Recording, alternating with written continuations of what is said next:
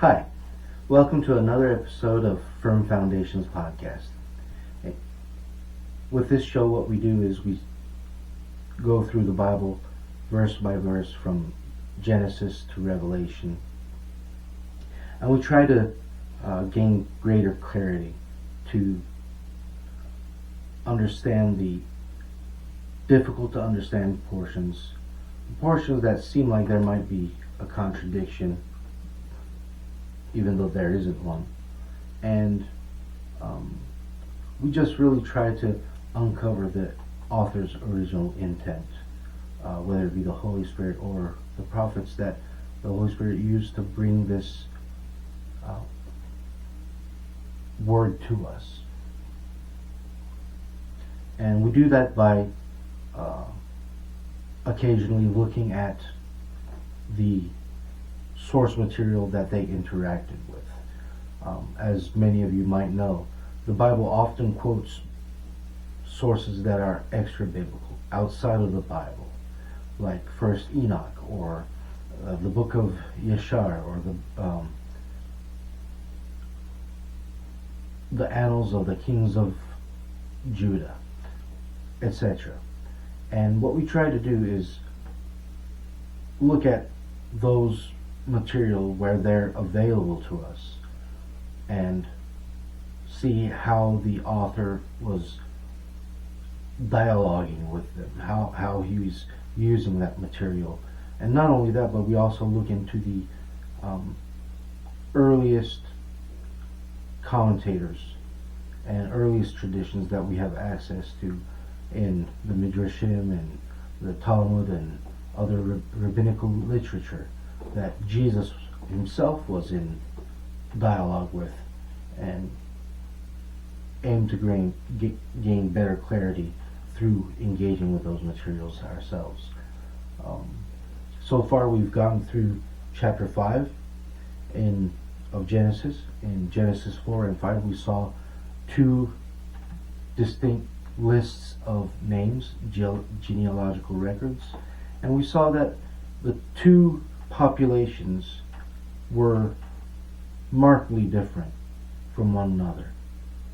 One group was fully sold out to an evil culture, fully intent on glorifying themselves over God, and we saw what their names, when you strung together, might mean as a read between the line message that God left us.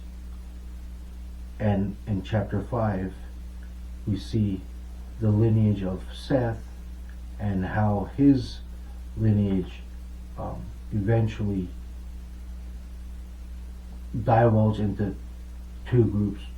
One group worshiping God, one group not so much.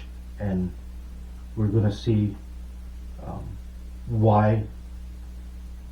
partially why that happened, and what's going to happen now. What God's answer to mankind's ongoing rebellion is going to be. And we're going to look into some of the contributing factors of that. And we saw also in chapter 5, through the list of names, a read between the line prophecy, promise regarding the as of yet coming Messiah, from where we are in the text, from that point of view, as of yet coming. And we saw that the son that God promised Eve that would crush Satan's head was actually going to be God himself in flesh. So if you want to check that out, you can look at our 7th episode if you haven't already.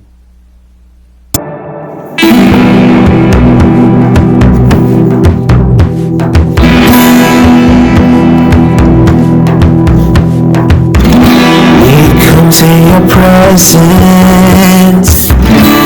with thanks and love. Our Father in heaven,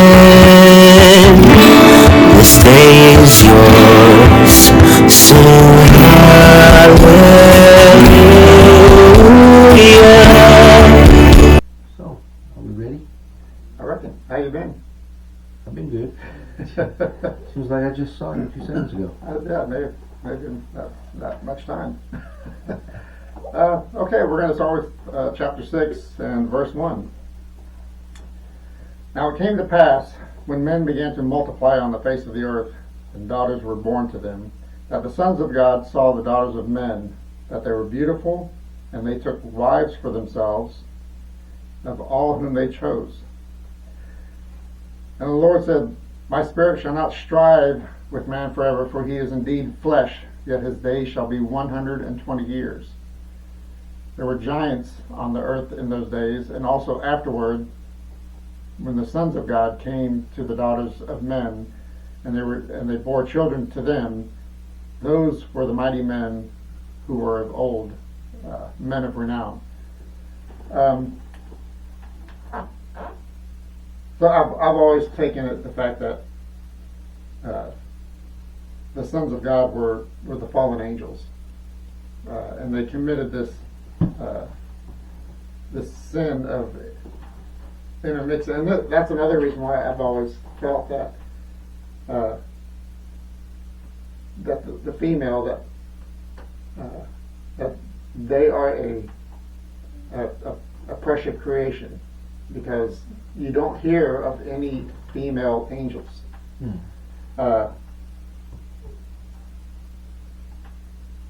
You don't hear of female angels coming to earth and having relations with men, and then them having an offspring. It's always been male angels interacting with the humans on earth. Yeah. And back when in episode 1 or 2, I had explained just how precious females are, that they were a creation, that they were the only creation created from living flesh. Yeah. So, what's your take? I know you've got some references on the sons of God. Yeah. But let's hear what you got here. Yeah. Who are the sons of God? That's the question, ain't it?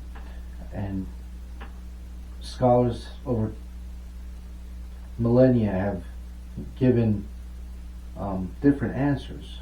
To some, it's just humans, especially of the evil culture, of the lineage of Cain, marrying human daughters, as in the daughters of Seth, his descendants. And others have argued that no, like you said, the sons of God are angels, fallen angels. And I agree with you and those scholars that take that point, because there's ample evidence in the rest of the Bible, even though it's not very clear here. If you would like, we're not going to read all of these passages, but I'll list them, so if you want to write them down and check them out later at your own leisure, that would be awesome. So we have Psalms 82, 1 through 8, where God is talking to his divine council, and people argue about that too, whether that's human judges or spirit beings, angels, but we see the same language there, where God is saying, I called you my sons, or he says, you are sons of the Most High, all of you. And you can look that up when we get to that chapter. It's going to be very interesting. For more clarity on that, you can watch any one of Dr. Michael Heiser's videos on YouTube. He has hundreds of hours of videos available. But then there's 2 Peter 2 verse 4 and Jude verses 6 and 7 that talk about angels abandoning their posts in heaven to come and have unnatural relations with human women. And so the Bible itself in the New Testament, in the Brit Hadashah, says that these sons of God were the angels that abandoned their posts. It's pretty clear. Yeah, very clear. Also, if you want to go back to the Old Testament, we have Job chapter 1 verse 6, chapter 2 verse 1, chapter 38 verse 7. In Deuteronomy 32 verse 8, depending on the translation you have, it'll either say sons of Israel, or it will say or the children of Israel, or it will say the sons of God. And both are correct in one sense. But the earliest manuscripts we have, the Dead Sea Scrolls, along with the Septuagint, translate it as sons of God. And there's a reason for that. Again, to understand that better, look up Dr. Michael Heiser's videos on the Divine Council worldview, and you will be blown away. Then there's John 1 verse 12, where it says that Jesus gave, well, specifically the Word that became flesh, which we know is Jesus, gave the authority or power to be the sons of God or children of God to all who believe in Him and all who trust Him. And that's, again, it has something to do with the Divine World Council view, as it's called, or the Deuteronomy 32 worldview. Again, I'm going to refer you to Dr. Michael Heiser's videos if you want to learn more about that right now. Otherwise, we'll get there when we get there. Furthermore, there's Romans 8:14, Galatians 3:26, Matthew 5:9, 1 John 3:1 and 2, and 1 Corinthians 6:3. This is crucial in understanding some of the problematic verses that we get to in the conquest of the Promised Land, as well as the true calling of the followers of the Messiah. If you're wondering whether or not this is everything you experienced so far is all there is to being a Christian or being a follower of the Messiah, being a Messianic Jew, if you're a Jewish believer in Christ, the answer is no. This is not all there is. There is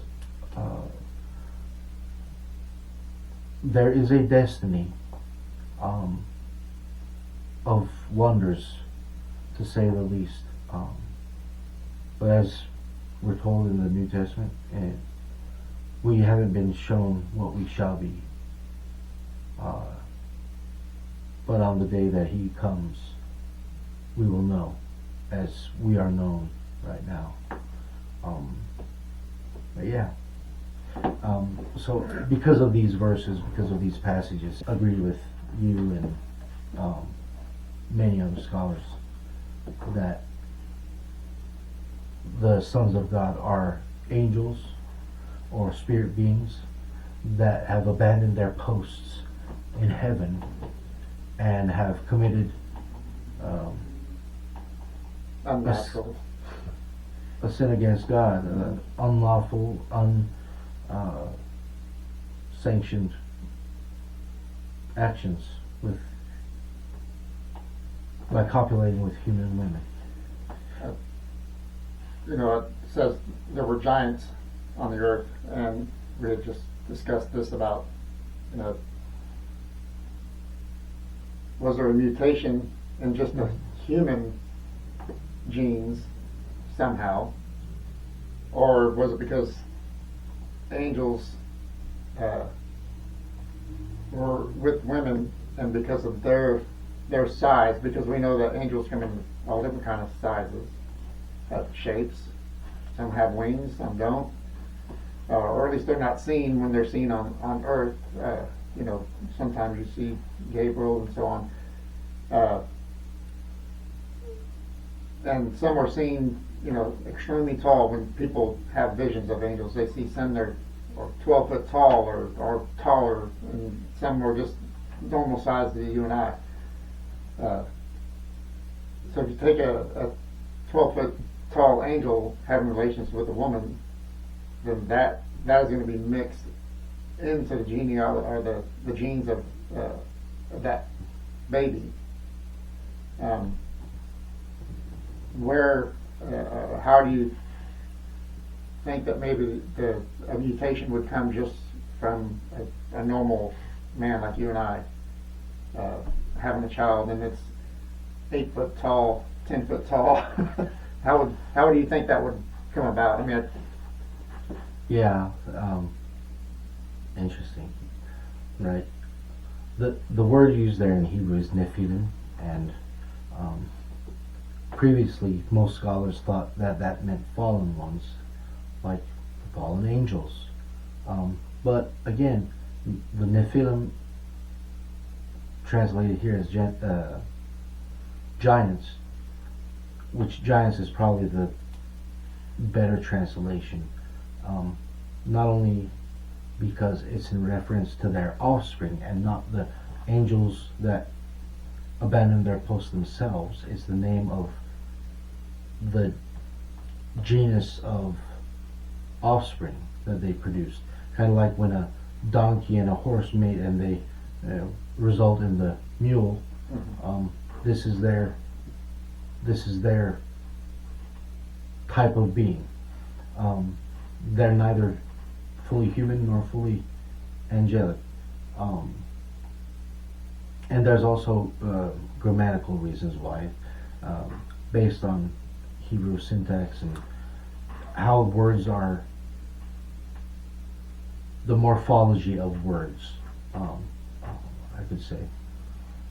So for those reasons, it's giants. But what causes the giants to be giants? Well, like you said, there is some kind of a mutation in the genetic makeup of these creatures, just like we would see in when you mate a tiger and a lion, and you get the liger. And if I'm not mistaken, ligers tend to be bigger than both the mother and the father.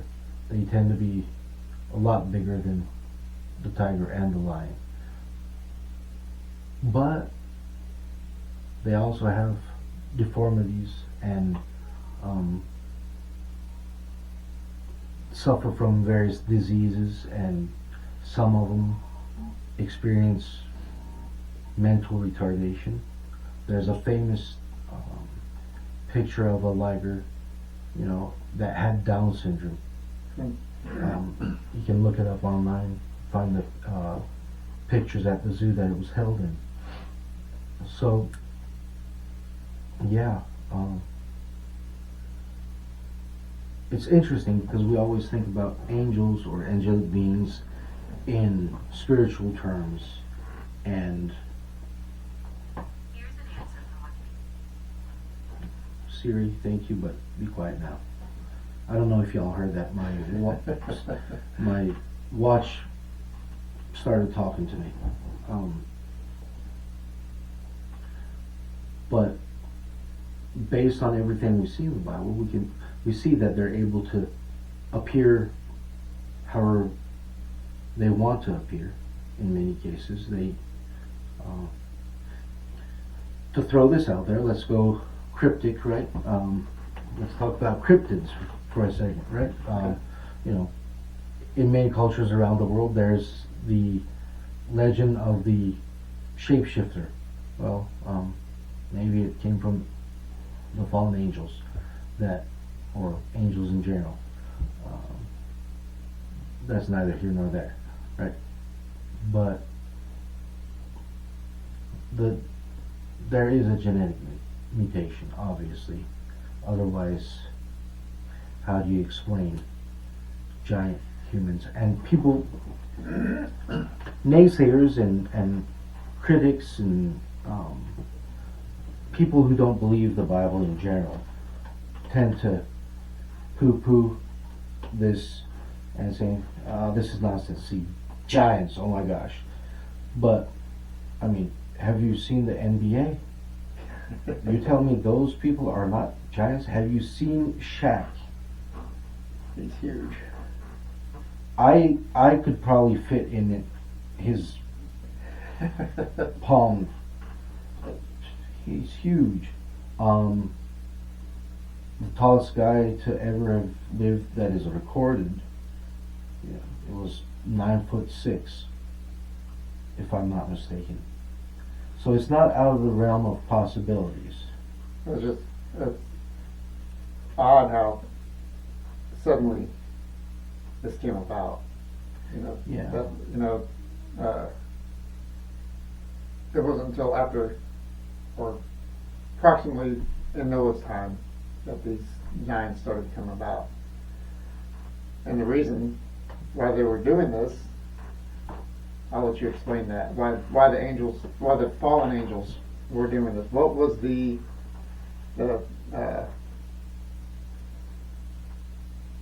purpose of them getting access to women on earth? Well, what's your thoughts on that, first of all? To disrupt the genealogy of Christ, to cause an impurity in the line where it would have, every person in the line of Christ was pure Jewish. Had the it wasn't a mixed race, I guess you could say, of outside influence. I don't know if I'd say that they were purely Jewish. I may not be explaining myself, but purely human, purely right from the line of Seth, maybe, potentially, allegedly, because even that is questionable. Because the rabbis, some ancient commentators have speculated that the reason why the Bible gave us the name of Cain's granddaughter, Lamech's daughter, Naamah, was because she would become Noah's wife. And that also brings the possibility that perhaps the angels were mating with Cain's descendants, not Seth's descendants. And because if you look here, it says, there were giants, verse 4, there were giants on the earth in those days and also afterward. So it's pretty much saying before and after the flood, right, there were giants. So how did the giants survive after the flood if they all perished in the flood? Well, the idea is that their DNA was in Naamah, and when she married Noah, then their kids had some of that DNA. And then it comes to what you were saying about their desire to corrupt humanity in order to thwart the coming. And I'm trying to not use the word Messiah because it's anachronistic. Good Lord, I always have problems with that word. It meaning that it's outside of its time. It's like if somebody went back to 1820 with an iPhone and took a selfie and somebody published that picture in the newspaper. What's that device? What is it doing in the 1820s? Because it wasn't invented in 2006. That kind of a deal. The Messiah hasn't come yet, and the word Messiah hasn't even been used yet. So I try and fail to not use anachronistic words, but the seed of Eve that God promised would crush the skull of the serpent i.e. Satan, right? To prevent him from coming, as you said, his cronies, the fallen angels, would have potentially devised this plan to intermingle with humankind, and through Cain's very optimistic, very rebellious family, perhaps they found a willing collaborator. Yeah, that seems to be the reason why they would do that. And it's interesting. This is why in the New Testament we're told that women should wear head coverings as a sign of being under authority in the eyes of the angels. It specifically says, and that verse is referencing both this event here and the events explained in First Enoch.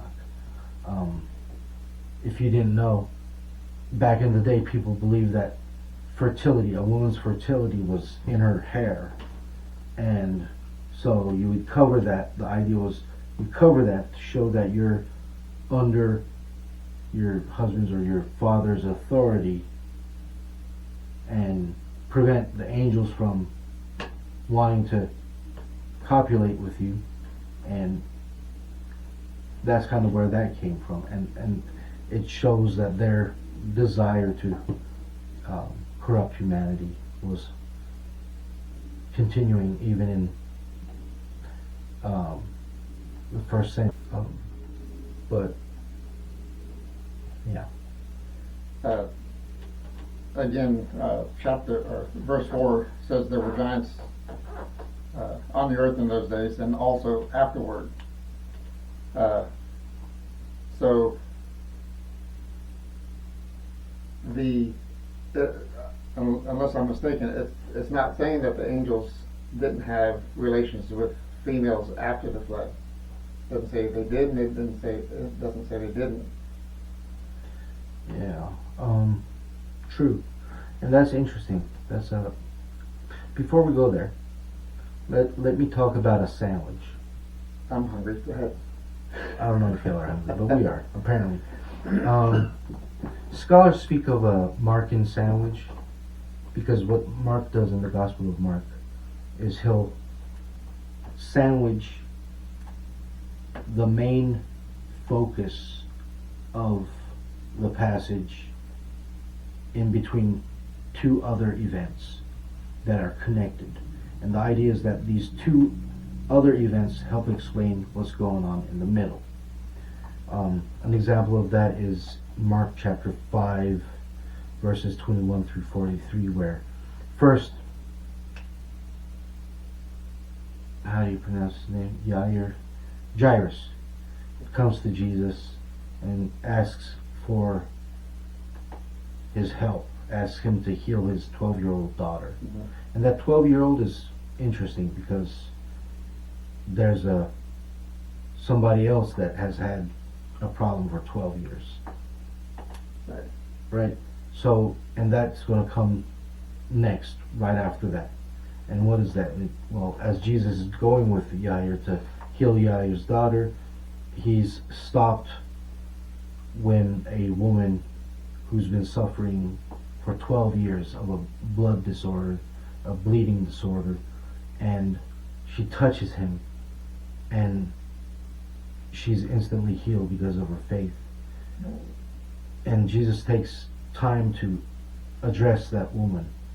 And as he's doing that, somebody comes from Yair's house and says, "Hey, your daughter's dead. She passed away. Stop bothering the rabbi. Stop bothering Yeshua, Jesus." And Jesus says to Yair, "Don't fear. Have faith." And then he continues, gets to the house, and raises the girl from dead. So he sandwiched the woman's story in between the two halves of the same story regarding Yair's daughter to explain something about what Jesus is doing. In the same way he does that, before Mark there was Moses, and Moses does the same thing in these chapters, in chapter 6 and 7, which we'll get into 7 next episode.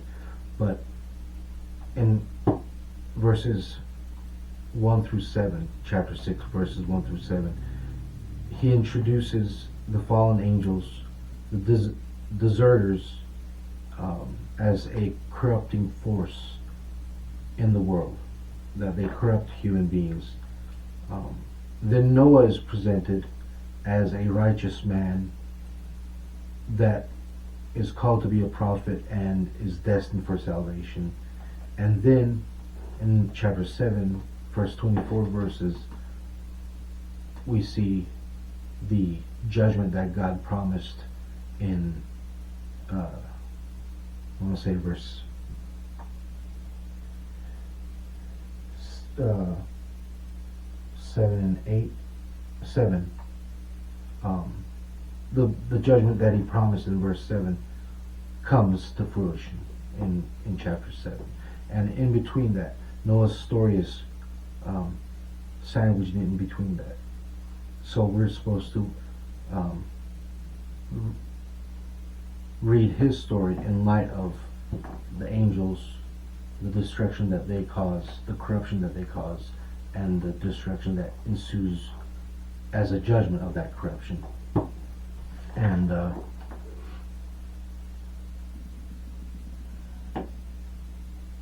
where was I going with that? You had a sandwich. The sandwich, yes. What was the question before the sandwich? Just the fact that it doesn't say that there Or was before and after? before and after, if there's angels corrupting the Yeah, so, mankind. I mean, beforehand, obviously, that's why the flood happens. It says because in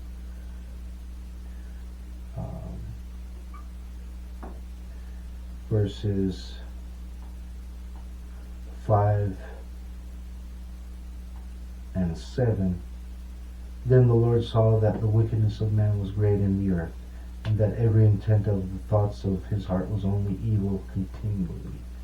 So the Lord said, I will destroy man whom I have created from the face of the earth, both man and beast, creeping things and birds of the air, for I am sorry that I made them. That's not okay. Verse 11. Earth also was corrupt before God, and the earth was filled with violence. So these beings are causing wickedness, causing evil, causing corruption, and causing violence before the judgment. Mm-hmm. Now, why I think that this, some of the scholars that, or commentators that think that maybe Noah's wife, who's not named in the text, was indeed Cain's granddaughter, Naamah, and that she was genetically corrupted by the fallen angels, probably mingling with her ancestors, is because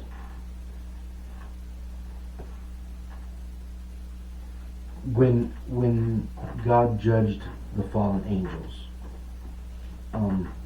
they were, and we get this from First Enoch and parts of the New Testament, where it refers to the first book of First Enoch. They were thrown into hell. They were kept under lock and key. So once the majority of their offspring was killed in the flood, the only way that we could get that is either other angels rebelled, and we don't see any hint of that, Mm-hmm. or already in the genetic makeup of at least some of the survivors. So the giants that came afterward seem to be through Nama, the wife Through of, genetics. through genetics, through Noah's wife. And I think just the way things unfold, I don't think it was all of the kids that had that problem. Shem didn't. I don't think Yafet did it. But Ham and his Troublemaker. son Kenan, as we will see, seem to be the ones that are corrupted. So you're saying that Shem did not have those particular genes? Yeah, I think that he was free of that. And Japheth also? I think so. Okay. But Ham ended up getting that gene of the giants, so to speak. Yeah, Okay. I think so. Is that? I'm not a biologist. I'm not a scientist, as you have mentioned that neither one of us are. Yeah. But do you think that's possible, where one can have it and one can't? Well, yeah, I mean, let's look at some modern diseases that we know people have. Like siblings, one sibling has, the other sibling doesn't have. Like Tay-Shells or whatever it's called, disease. It's very common amongst Ashkenazi Jews, but one sibling will have it, the other one might not have it. And for you to get it, both parents have to have it. Mm-hmm. But again, there's I can't remember. There's a genetic disorder where if both parents have it, the child has 1 in 4 chances of having it. That means technically, if you had 4 kids, 1 of them might have it and 3 of them not have it. Okay. Yeah. Okay. And so, Or Down syndrome. Think about it. Like how many families have a child that has Down syndrome and the other kids don't? no, right. So we're assuming that Noah is not affected Yeah. by his descendants. We're not affected by fallen angel corruption. He's got a pure line, so to speak, through him. You mean his Up to him. ancestors? Yes. Yeah. It's set up in a way that would be assumed because of the language that's used by him, right? He was a righteous man amongst his generations. And generations, the way we understand in modern English, is like, 1 generation, 2 generations, 3 generations, 4, father, son, grandfather, whatever. But biblically speaking, a generation can also be understood as, everybody that was born in 1 generation. Well, in English we use it like that too, but generally speaking, the way we understand it is usually the other way. So, in his generations means amongst his cohorts, amongst the people that in his age range, Right. he was the righteous one. He's not corrupt. He's not evil. He's not wicked. He's not violent. So when you put those 2 descriptions against one another, one is a result of the angels, the fallen angels. One is not. That's the idea.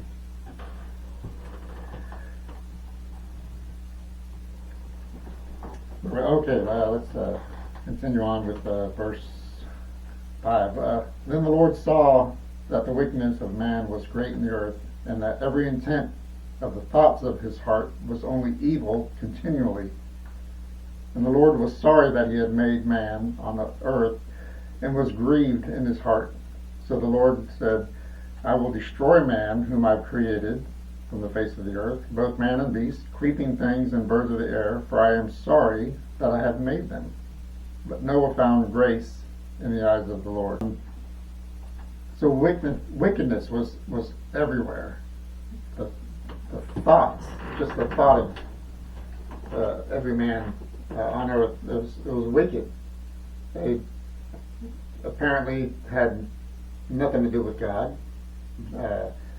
And some, I was listening to somebody the other day, I don't recall his name, but he was saying that even the innocent were killed in Noah's flood. But right here it says that every thought in man's heart, okay, and that man includes man and women, okay, Yeah. was evil. And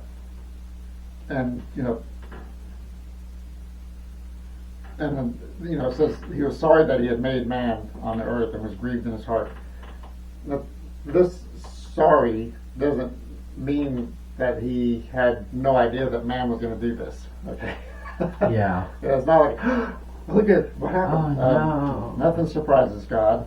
But he was grieved, which shows that he had, or that he has feelings, just like Jesus showed, like at the death of his friend Lazarus. He had feelings. He had emotions that were portrayed, and God is showing that the creation that he had, the thing he had in mind was perfection. But because we have the ability to choose, we had the choice of perfection or imperfection. And if it's we go with the imperfected decision, and it would have been anybody that had that choice, obviously, because even from our birth, we have a choice to do right or wrong. It's not ingrained into us to do wrong, because a child will lie without knowing that he's lying. In a sense, at that age, but he's lying. It's automatic. He will take something that is not his, so he is stealing. Yeah. Without being taught how to have this sin in his heart. It's just automatic into us. Sin entered us through one man, Adam, and it continues down the line. And so it's not, well, you don't really know you're sinning until you're taught.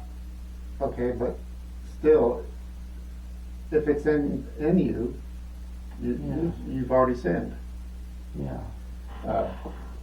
But he's grieved that he did this. So now he's going to destroy everything on earth.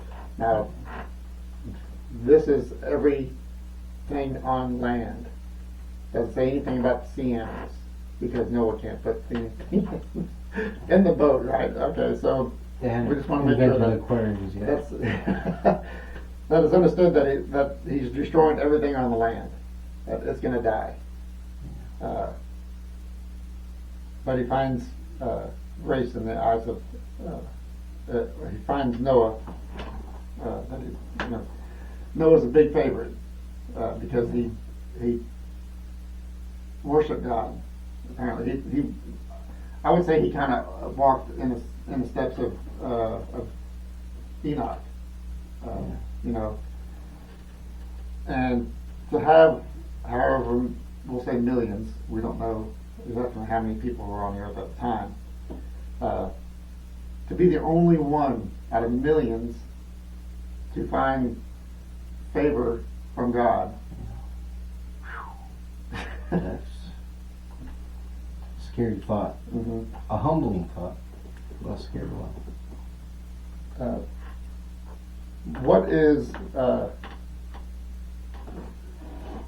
What's your opinion on how God was sorry that He made man? I think it's two things, right? On one hand, like you said, He's showing that He also has emotions, that He has a desire, and we keep going back to it. His desire was to create a family for Himself, right? Have a relationship with humanity, with each and every one that He created in His own image and in His own likeness.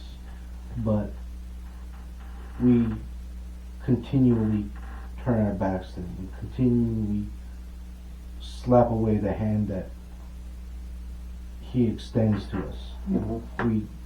We swat away when He's trying to embrace us. And so He's bringing that before us.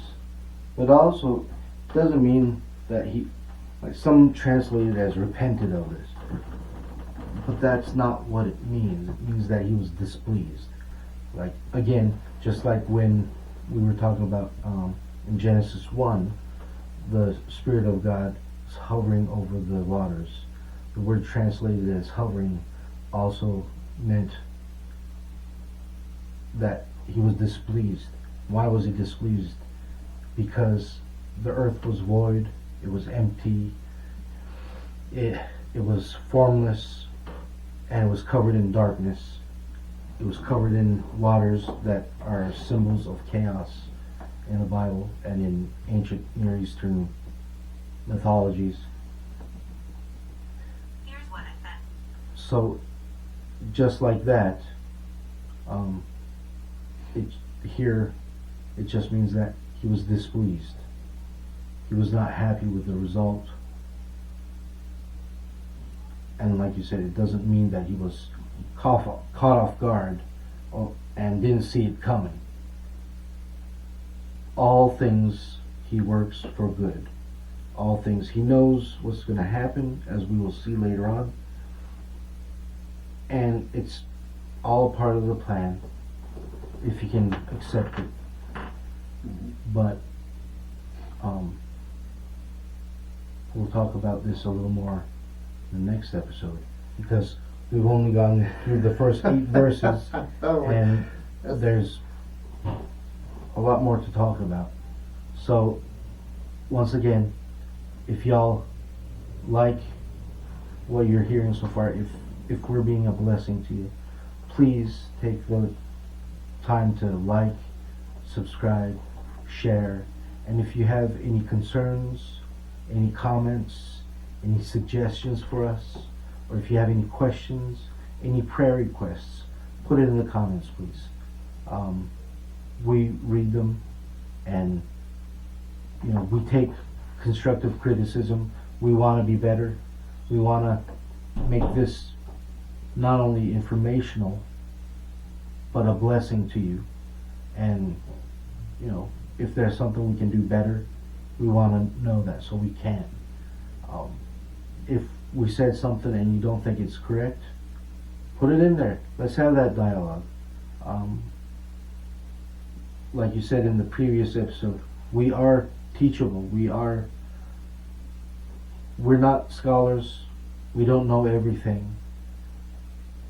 And we are just trying to walk before God in humility and in service to the King and to our fellow mankind. So reach out. But until next time, be blessed. Seek the Lord. If you don't know God, if you don't know Christ, try to get to know Him. Invite Him in. He will show up. He is faithful. Yeah. So until next time. Have a good day.